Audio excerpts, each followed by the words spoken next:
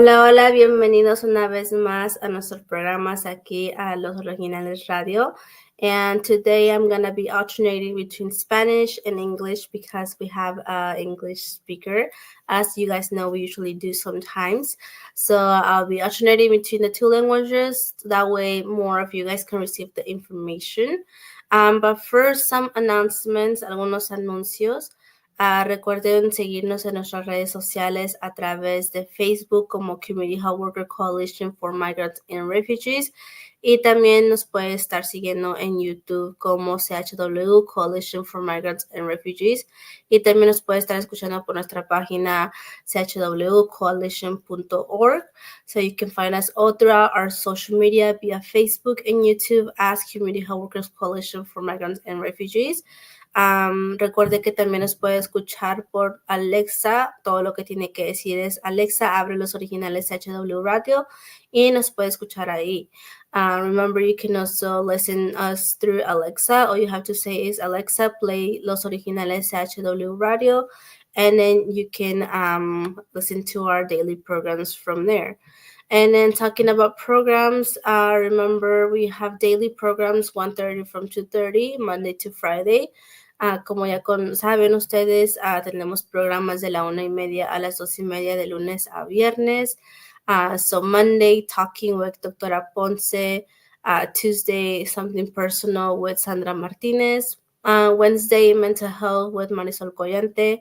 Thursday, Youth Talking with Maricruz Morales. And then Friday, The Colors of the Community by Omar Garcia. Entonces, asegúrense que nos esté escuchando. Y bueno, let's get started with our program today. I invited someone special and someone that I know for a while now that I met back in high school from a program that I participated during summer in Hawaii.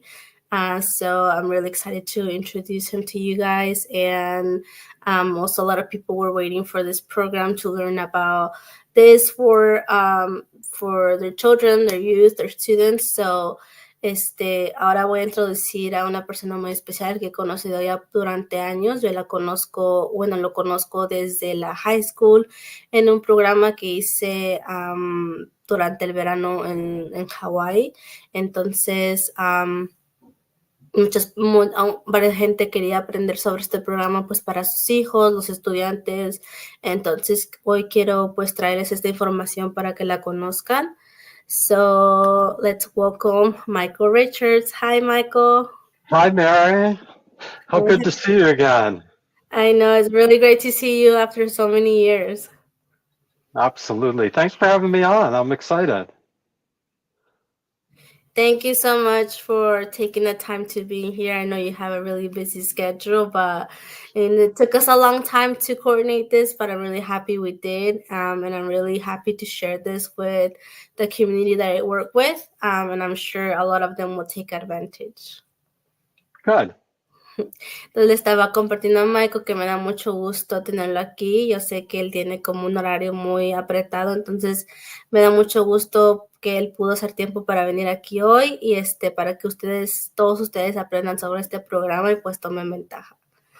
All right, so let's get started. Tell us about SCOA, or more known as Science Camps of America.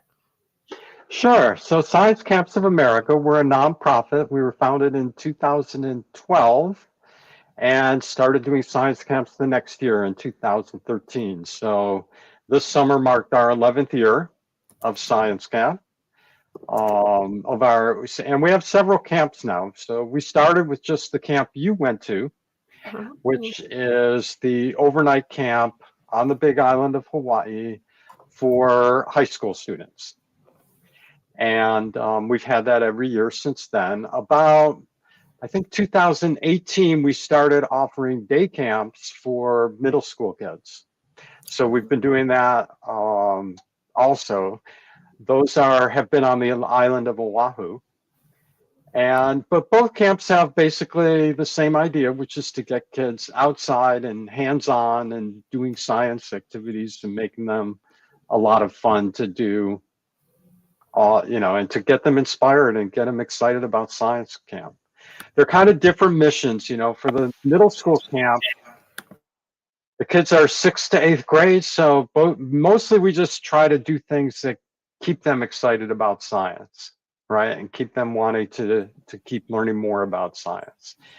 And then we get into high school, and it becomes a little bit more about what being a scientist or being in the science field might be like a little bit. So we teach them how we go out and we do field science and how we collect data, and we get into the more serious aspects of science in terms of, for young people, like career. And we want them to, a lot of kids go, I want to be a scientist, but they have no clue what that looks like or what it means. So we try to give them a clue about that. And so yeah, it's been a lot of fun doing this for all these years. Good. So I'm just gonna translate a little bit about that Spanish. So Michael nos cuenta que SCOA es un campamento de ciencias basado en Hawái. El campamento que yo asistí en el 2016 ha cambiado un poquito. Antes a ese campamento que yo asistí era un campamento que duraba aproximadamente 10 días de cada sesión. Y obviamente hacen que los niños se queden ahí. Entonces ahora implementaron más campamentos. Ese campamento era para los muchachos en high school. Ahora implementaron un campamento que solamente es durante el día para los jóvenes que están en middle school. Entonces, es un poquito sobre eso, nos está contando la diferencia entre los dos campamentos, que el de día se concentra más en involucrar a los muchachos en que salgan afuera, a diferencia al de afuera que se concentra más en ayudar a los muchachos a que pues obviamente colecten data, colecten números, aprendan más y también que les ayude un poquito más a tomar decisiones sobre la carrera. Well, thank you, Michael, for introducing SCOA to us. Now, tell us about yourself. Maybe introduce us a little bit about your role in SCOA. Sure. Well, this is my second career, obviously. Since I started in 2012, I wasn't a youngster then, and I'm certainly not a youngster now. So I had been in the software business for many years, for 30 years, and I really started looking for something I could do that got me away from a computer screen. And so I started looking around at different things that I could do. And so it was really very interesting. What got me started on this was that I took a class, a geology class at just a community college, just because I'm interested in the subject. And I felt so awful for the professor because there were like 30 people in the class, and 2 of us would be paying attention to him, and 28 others are staring into their screens looking at social media. And this was every class. And I felt so bad for the teacher. I'm like, how can he even teach this way, right? But then we went on a field trip, and it was a 5-day trip to Hawaii Island, to the Big Island. And the entire class, I was just amazed at the change, the difference when the instruction got away from just a lecture in a classroom and turned into hands-on activities out in the field. Every single person from the youngest to the oldest was totally engaged in it.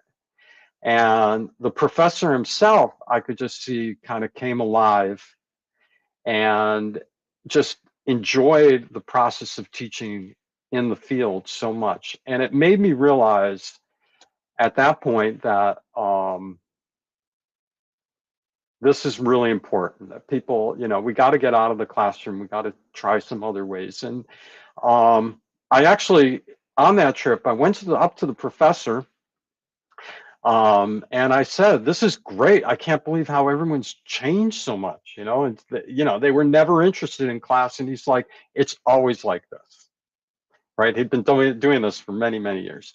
And then he said, but I wish we could do this, catch them when they're younger, and do this when they're younger. And that's when the kind of light bulb went off in my head. And I said, I could do this, take his 5-day field trip and kind of expand it and turn it into a summer camp for high school kids. And so with his help, we started the nonprofit and started the camp. And my job has been, I'm the camp director. So it's like a blast to do. I tell people it's the best job in the world. So I really like doing it. So I do, of course, you get the question, what do you do all year long? What do you do the rest of the year? But of course, I spend the rest of the year trying to make sure that the summer works. So that covers everything from getting staffing and programming changes and field trip planning, and of course, marketing to get the kids to come to camp. We do scholarships, so there's the whole scholarship management. So there's a lot that I do in that all year round before I get to go to camp and have the fun part of being out in the field and teaching and side by side with the campers. Yeah, well, that's a really exciting story. Let me translate. So Michael nos estaba contando la historia de cómo cómo esta organización empezó. Es una non-profit. We're also a non-profit here at the Community Health Workers Coalition. Entonces él nos estaba contando que él durante una clase pues vio como muchos estudiantes no estaban poniendo atención, y cuando el maestro, el profesor los llevó como a una actividad afuera, vio como todos, a diferencia de la clase, pues todos estaban involucrados, estaban poniendo atención. Y eso es cuando a él le dio como esa idea de comenzar un campamento donde todos estuvieran en el afuera, con actividades que involucraran a todos los jóvenes en pues las actividades afuera. Y pues eso es lo que ayudó a crear esta organización. Y pues más adelante él nos va a contar un poquito más sobre oportunidades de becas y de todo eso. So thank you so much, Michael, for telling us that story. Now, tell us a little bit more. You mentioned scholarships, and you mentioned also marketing to, find students or like youth around other states to come to the camp. How do you do that? And then I know from when I attended the camp, there was students from like all over the states. Sorry. How do you market that for other students to come, not only students from the islands? Well, historically, we've got about 40% of the kids have all come from Hawaii. And the rest have come from all over the United States, as well as 11 different countries that people have come to camp from. Getting the word out is a bit of a challenge. We do Google advertising. That's one way we do market the program. And we market the program on some social media sites like Facebook and TikTok and Instagram and so forth. Those do pretty well, the social media sites at getting people in. But I would say the biggest way people hear about us is just they do a Google search. Like if you type science camp, there aren't a lot of them around the world. So that's usually what people tell me is the most common way that they find us. So we try to, this year we just updated our website. We try to keep that up to date, and of course there's also word of mouth. So it's very interesting to get brothers and sisters of former campers, and we haven't been around long enough to get the children of former campers, but maybe in another decade we will. Yeah, I remember my brother. He's much younger than me, and by the time he wanted to go, COVID hit. So he wasn't able to attend. But yeah, that's how I remember I found you guys. My sister did an internship in Florida, and then she told me, "Oh, like you can also do a summer program to kind of like add to your college applications by the time you apply." And I was like, okay, yeah, but like I don't want to go to Florida. I don't really like Florida, right. So I'll look somewhere else. And that's how I found you guys, through a Google search, as you mentioned. And you also mentioned your website, which I'm attaching here. And actually, in the last interview that I mentioned, where I told people I was inviting you to announce this camp where they can find more information, they were asking me, how can they know if it's like, obviously, their children going alone to a different state? How can they assure themselves that this program is, in other words, real, I guess? Sure. Well, um, that's an important thing to do, especially you're putting your child on an airplane and sending them off, and you want to be reassured that there's people who are responsible on the other end of that. So we've worked hard to try and do that. Obviously, professionalism at every step of the way helps. We have tried to, we're very public and transparent in terms of who our board of directors is, and we publish our finances on a public website. We have reviews that we don't edit, right? And just pick the good ones.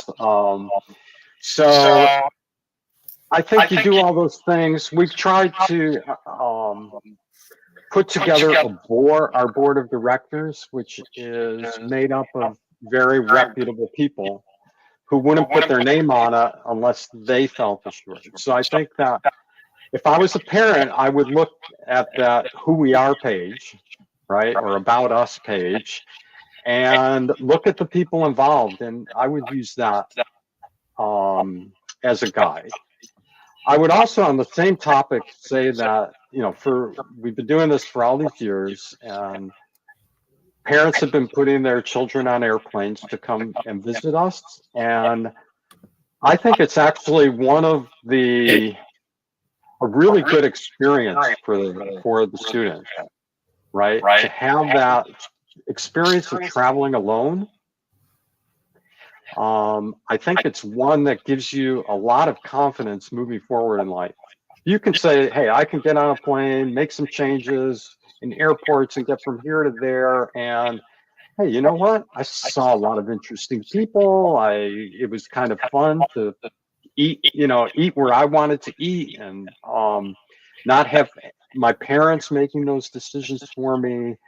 And I think whether you're a younger camper, 13, 14, or an older one at 17, 18, it's a good learning experience and just fun experience.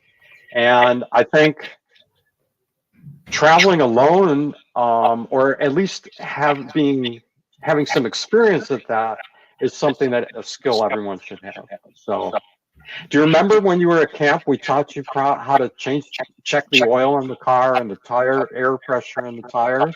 Do you remember that? I remember learning all of that. I just don't remember what I learned. Well, yeah. Sometimes I want to check my oil and stuff, and my boyfriend wants to teach me. I'm like, I learned this, I can, but I just don't remember what to look for.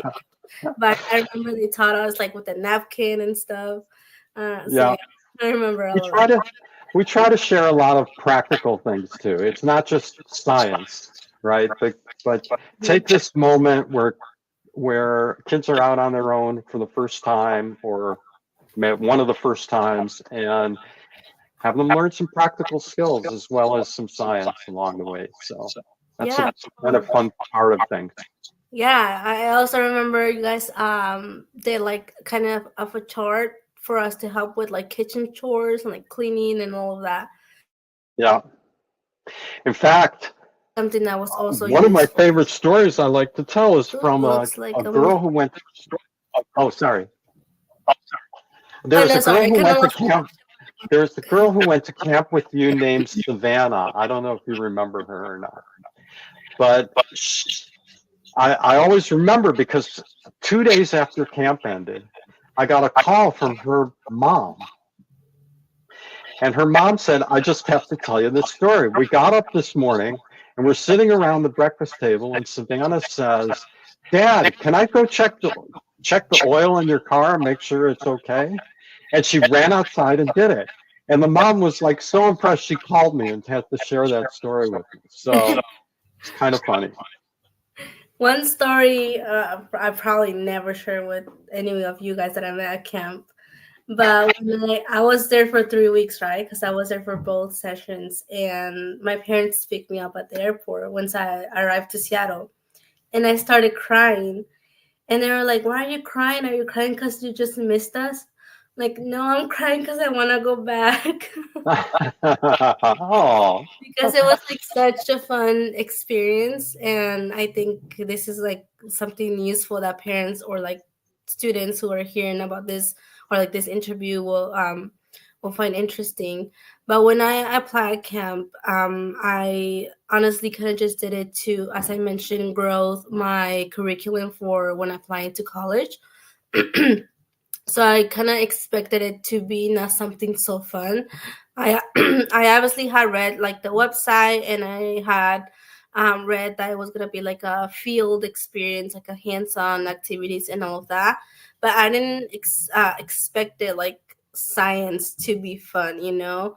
Learning and like being out every day, learning on the field. Obviously, also getting to learn about Hawaii, its culture, everything, all of that combined, it just made like the camp like not boring at all, and to just learn so much. And I mean, as a 16-year-old back then, what I thought camp, like a science camp, was gonna be was totally the opposite. Yeah. It's really I think the intangibles that mean even more than the science. And that's fine with me. The science is kind of where everybody kind of gathers because that's what we have in common, right? Nobody comes to science camp because they hate science. They all have an interest in it. But once you get there, it's just like you were saying, there's the Hawaiian culture aspect. And there's, of course, the beauty of Hawaii and all the beautiful places and swimming in the ocean and the vistas of mountains and volcanoes and all those other things that are a huge part of it. And of course, then there's one of the biggest intangibles, which I think has so much value, is when you arrive at camp, you're kind of completely cut off from your daily life, right? And that includes this kind of, we all kind of have this constant pressure on ourselves where we have to make like 500 decisions every day. Everything from, what am I going to wear today? Right? What am I going to have for breakfast? Where am I going to go for lunch? What, and then, I mean, not even touching on the things at work or school or, you know, all these things. We're making all these decisions about everything. And that's a lot of pressure. Then you get to camp and all of a sudden you don't have that.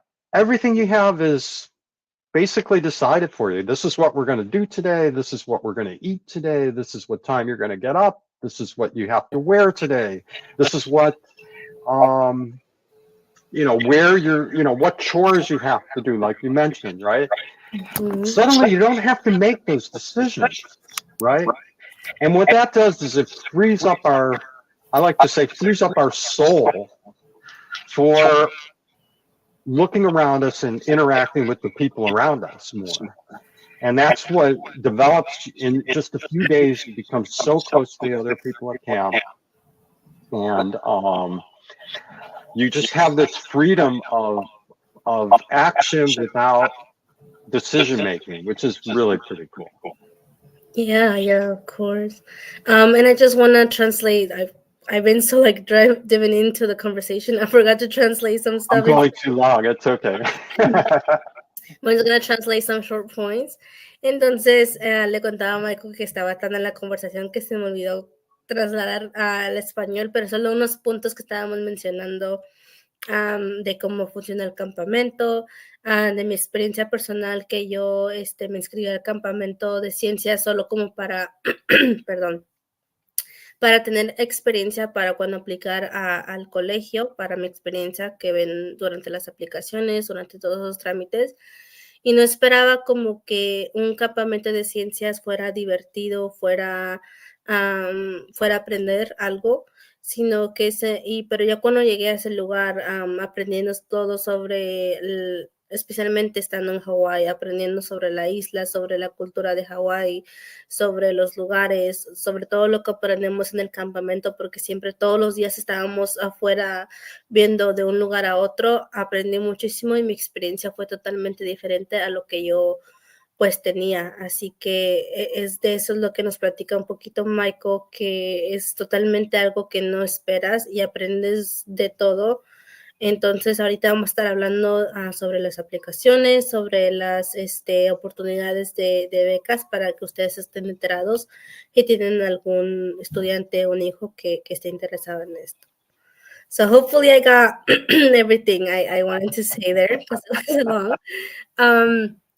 But just to kind of go for it a little bit, I guess we have talked about how SCOA was founded, how what's your role in it, what's sort of like the purpose, what do we do?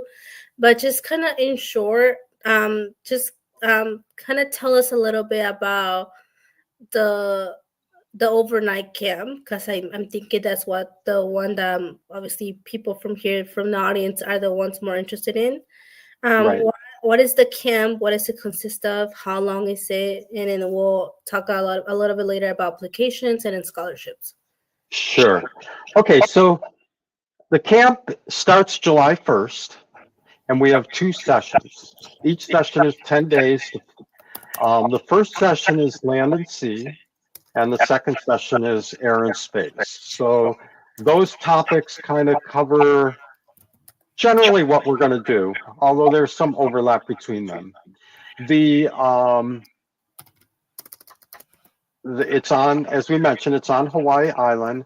The students have to be between ages 13 and 17, or another way to look at it is grades 8 to 12, going into grades 8 to 12. So each session has a cost of $2,795. So there are quite a lot of scholarship opportunities though. So we spend quite a bit of the year raising funds for scholarships. The scholarships, you can apply, anyone can apply online. We have a online form to apply. And then about February, March, we have a group of people who we call the scholarship committee that kind of look through the scholarships and award them based on what we've seen. So the criteria, of course, there's a financial need criteria, which honestly, just about everybody who applies has a financial need. So then we kind of look at, we ask a series of questions on the application, and we look at those questions really carefully because we want to award the scholarships to the students who we're sure really want to come to camp. You can kind of tell when they've been kind of told to answer that because by their parents, because their parents want them to go to camp. So we try to filter those out and get the ones who have the genuine interest. We raise funds from foundations and grants and so forth that we can award to students who apply. But students also should help themselves.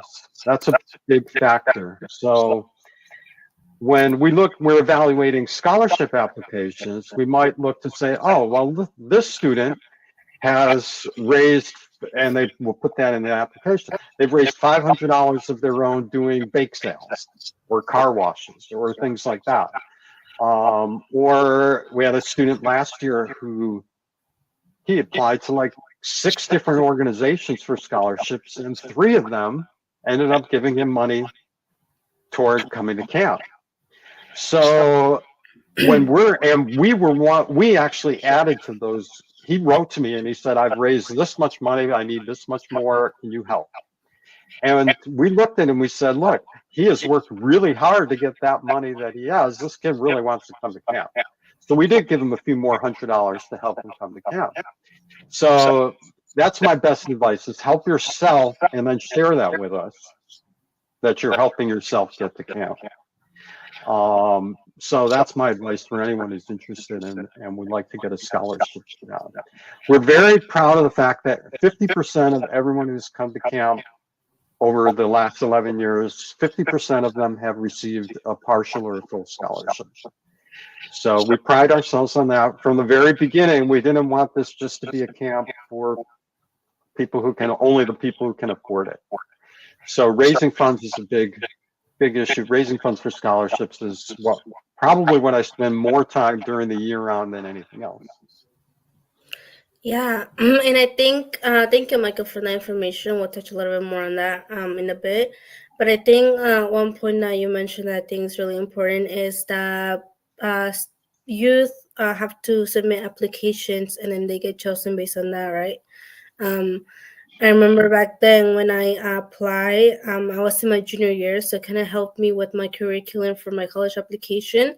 But since then, I wanted to major in marine biology. That was also a way to help me decide if I wanted to lean towards that. And at the time, it did help me because during my first, 1 year and a half, I kind of majored or like took classes based on biology. Unfortunately, that didn't work out for me, but at the time, it helped me sort of also make that decision.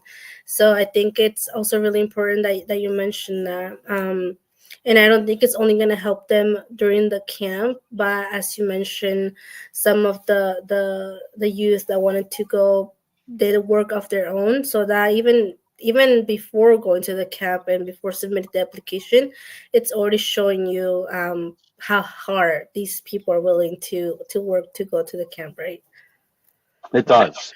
It's really interesting. I find reading the applications is really a fascinating process. It's maybe someday I'll write a book just based on application information, what people wrote. That'd be really interesting to read. So I'm just going to translate a little bit about this. Entonces ahora estamos hablando del campamento en sí. Pueden encontrarlos en línea como sciencecampsamerica.com. El campamento consiste en 2 sesiones, cada uno dura 10 días. La primera se trata de tierra y mar y la segunda de aire y espacio. Entonces, nuevamente, cada una son de 10 días que viajan a la isla de Hawái y obviamente se quedan ahí hasta que el campamento acabe. Hoy hay oportunidades como cuando yo lo tomé en ese tiempo que pueden quedarse para las 2 sesiones si está la oportunidad económica, y menciono económica porque cada una de estas sesiones cuesta $2,795, lo cual puede escuchar mucho, pero va a ser mi experiencia en ese tiempo. Esto es lo que pagué, más aparte de mi boleto, que no fue mucho, pero esto es lo que pagué obviamente por estadía, comida, y obviamente ver todos los lugares que vi durante todos esos días. Entonces hay que tomar eso en cuenta. Hay becas disponibles. Para poder ayudar a esta asistencia, puede que te paguen a toda una sesión, puede que te ayuden a pagar las 2 sesiones completas, así que bajo su página hay más información. And just to clarify, Michael, when should you start applying or submitting applications to the program? There's not like a first come, first serve, but I would say make sure you've applied by February 1st at the latest. So we accept applications all the year round, but after we try to do that first round of awards in February or March so people can plan. But we continue trying to raise money. So we usually have another round April or May with whatever we've managed to raise in between. Okay, and then with the applications being turned in, should they be applying to scholarships at the same time they're applying to the program, or should they wait until they get accepted to the program? It kind of depends a little bit on the timing. So if you should definitely do the scholarship application first, right? If you're up until February, March, That's all you really need to do. After that, though, you want to apply to the program so that you can reserve a space, right? So you don't want to be in the situation where you've applied for the scholarship, but we fill up the camp before you get awarded anything, right? So by applying for the program, it saves a spot till you hear about the application for the scholarship. All right, So, perfect. yeah. Entonces, le estaba preguntando sobre las aplicaciones. Dicen que ellos mayormente reciben aplicaciones durante todo el año, pero obviamente las paran en un cierto tiempo para poder revisarlas, porque que apliques a este programa no quiere decir que ya tienes una entrada automática, sino obviamente ellos tienen que revisar todas las aplicaciones que se están entregando para poder escoger a las personas que van a asistir, porque tienen ciertos cupos. Entonces, por ejemplo, para el campamento que empieza en julio del siguiente año, del 2025, esas aplicaciones deben someterse antes de febrero 1 de 2025. Y si ellos tienen más espacios, encuentran más oportunidades financieras, abren un segundo round, una segunda opción para aplicar, que es durante abril y mayo. Michael recomienda que para obviamente aplicar, como les mencioné, hay becas donde ustedes pueden aplicar para poder recibir asistencia para poder asistir al programa. Y yo le pregunté que si las becas se aplican después de ser aceptado el programa, cómo funciona. Él me mencionó que sugiere que es muy importante aplicar a las becas primero antes de someter tu aplicación al programa, o lo puedes hacer al mismo tiempo, pero que sea antes de que te acepten al programa. Así obviamente si eres aceptado, tú ya tienes como un seguro de ayuda financiera que te van a estar ayudando a pagar el programa.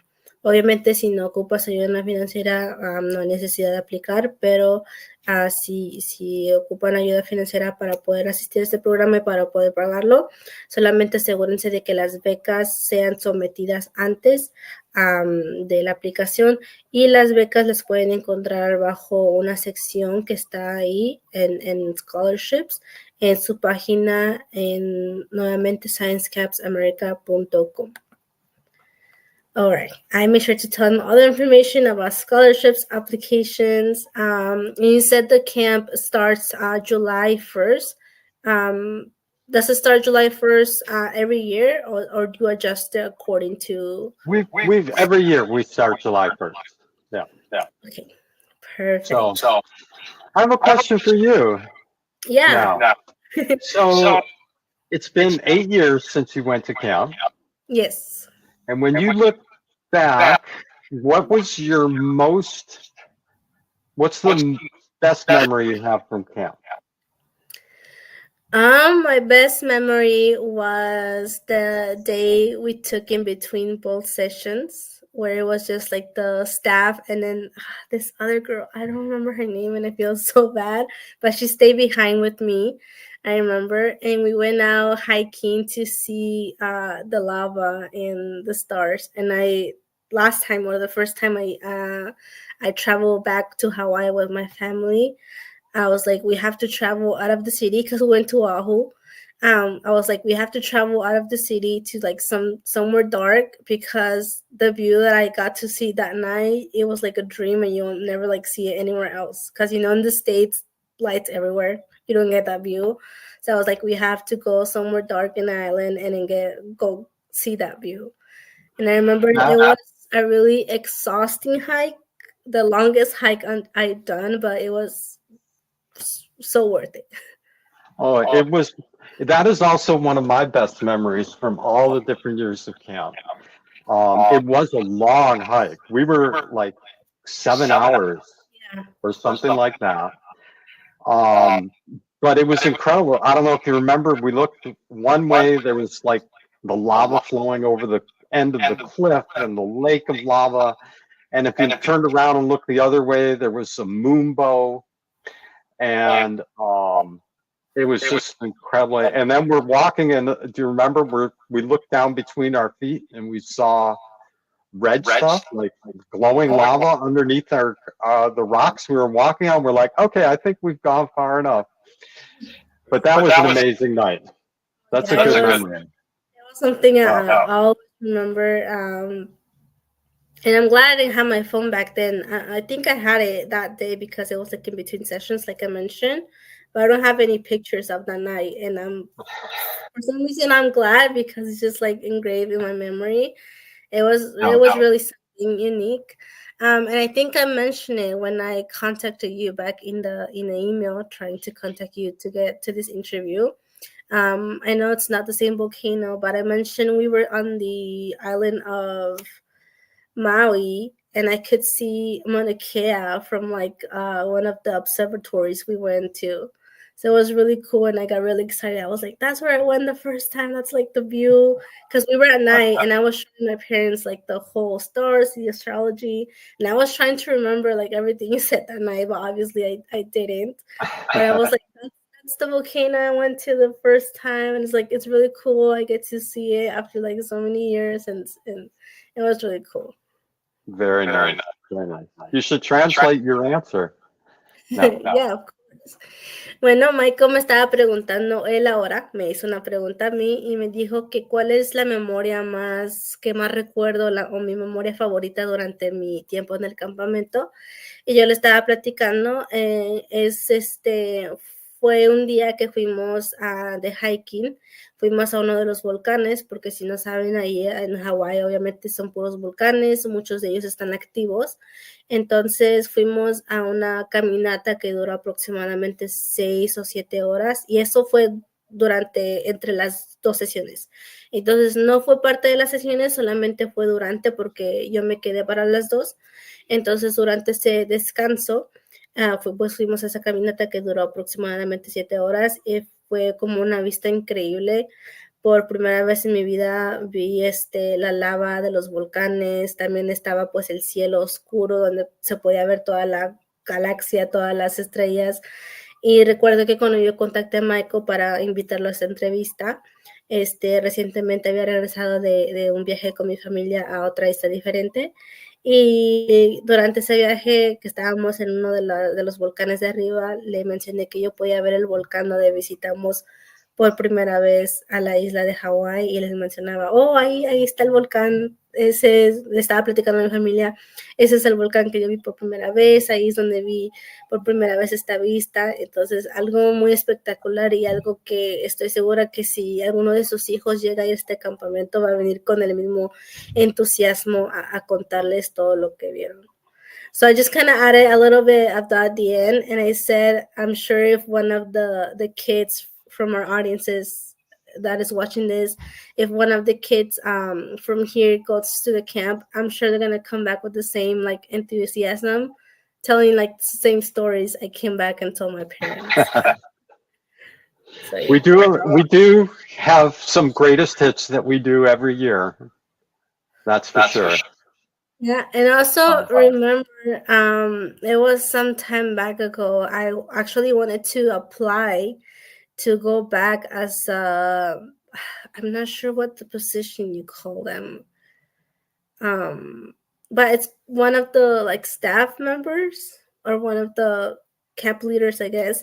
I wanted to apply for a position for that. I think it was like 2 years ago, but I didn't get to because of work and stuff. So hopefully one of these years in the future I get to.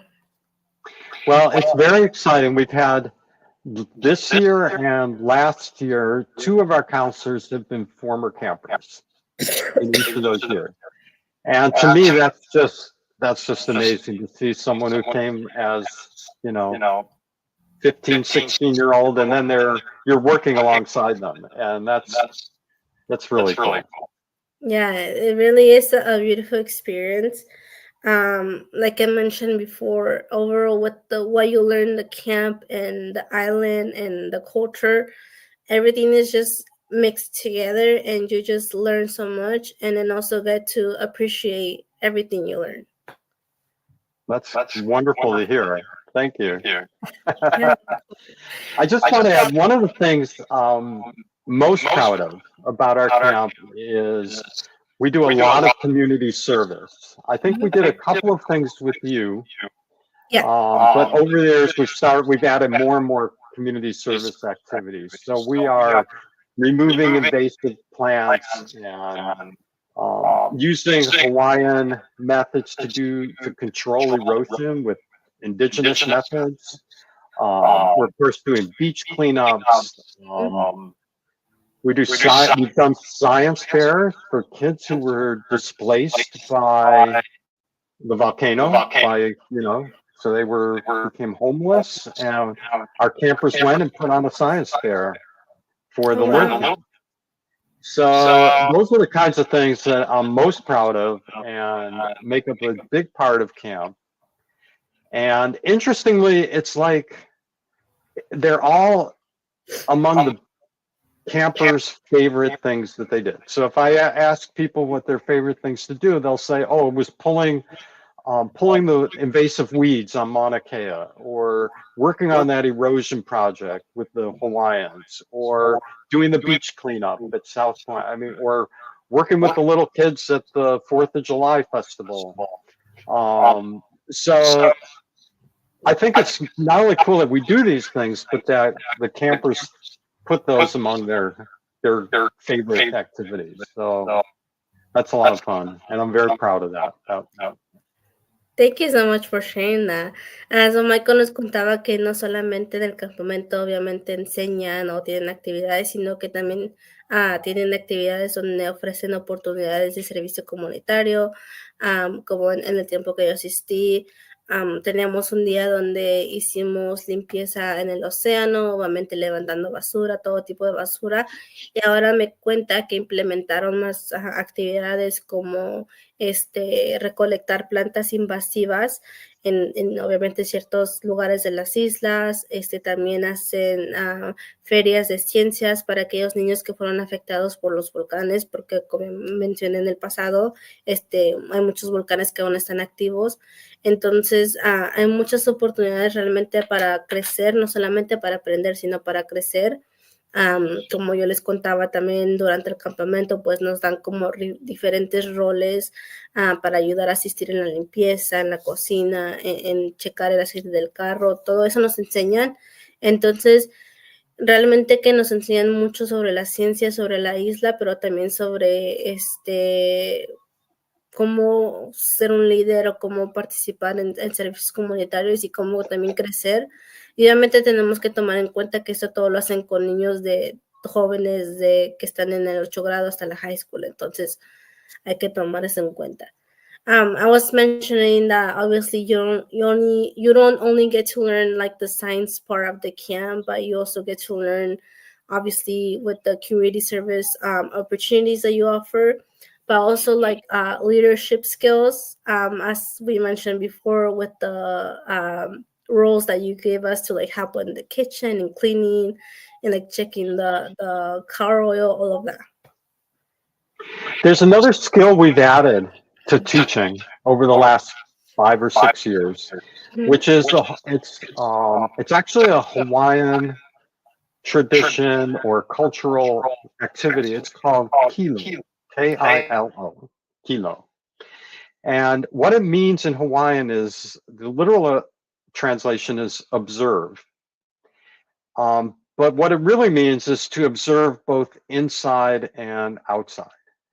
So what we've done is we integrate this in a lot of different places we'll go, and we'll say, okay, everybody go off and kilo for 15 minutes. So everyone spreads out, finds a quiet place, sits down, and has time to kind of observe what's around them, but also spend time learning, how does this make me feel, right? Am I bored here? Am I excited here? Do I feel peaceful here?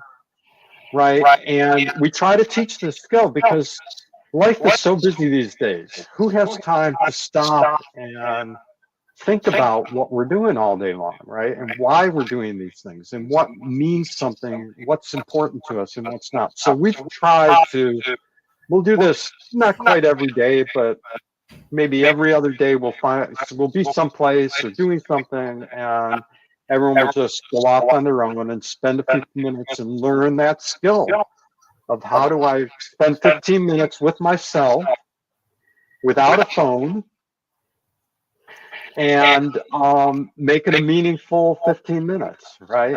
Yeah. And I think I've learned from doing that, and I'm sure for young people who are even, way busier than I am, their lives are so busy.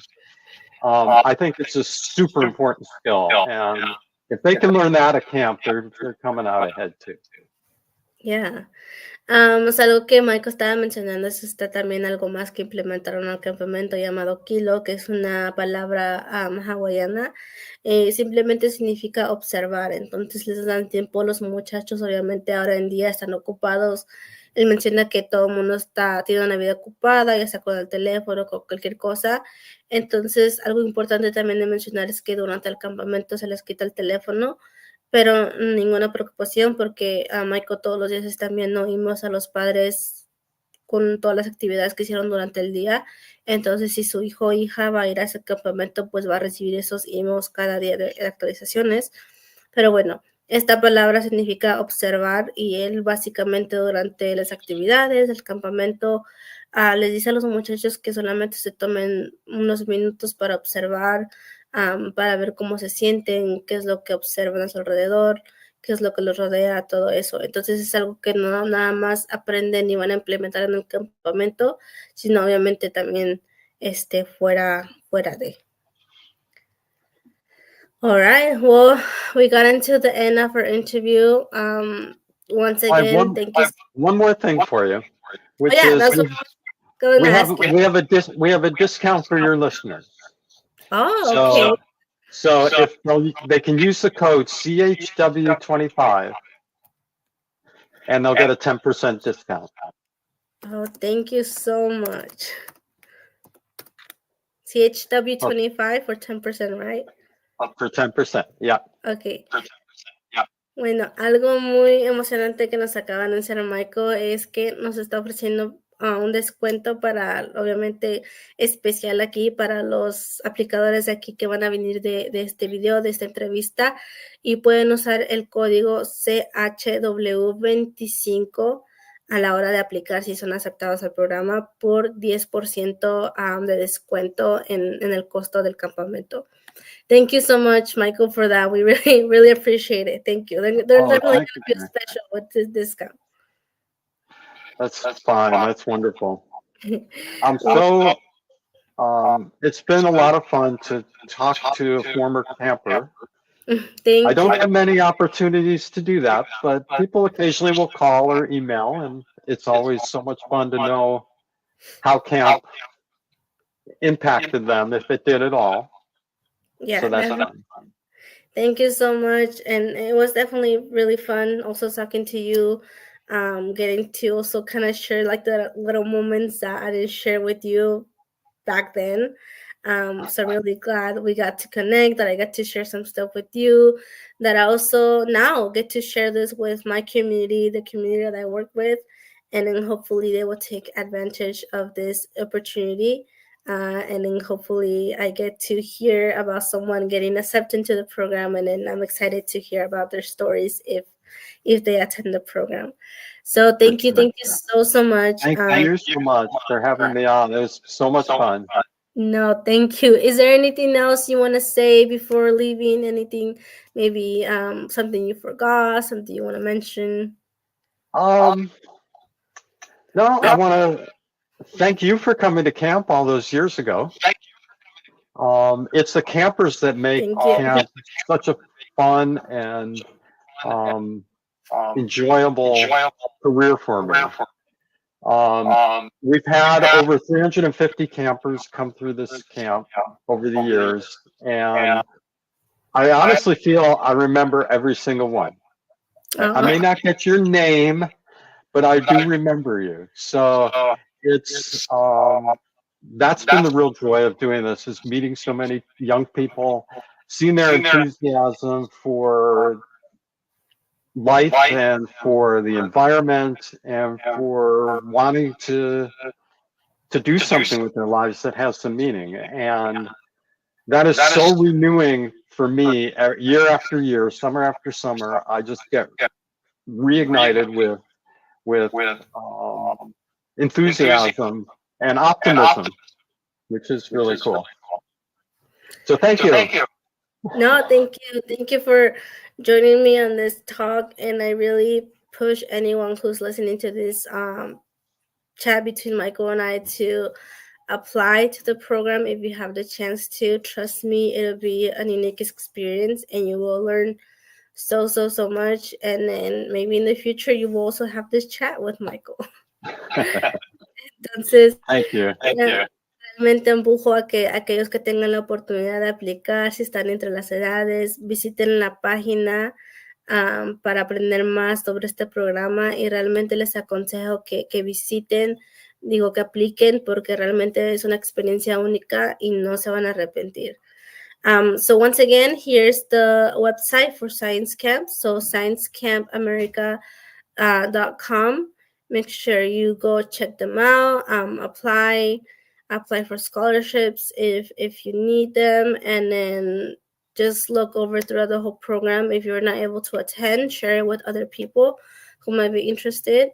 And then, yeah, once again, thank you so much, Michael, for being with me and then sharing your knowledge, your stories, and then also the whole application process for the program. You're welcome. Thank you. Thank you so much. See you soon, Michael. Bye-bye. Bye.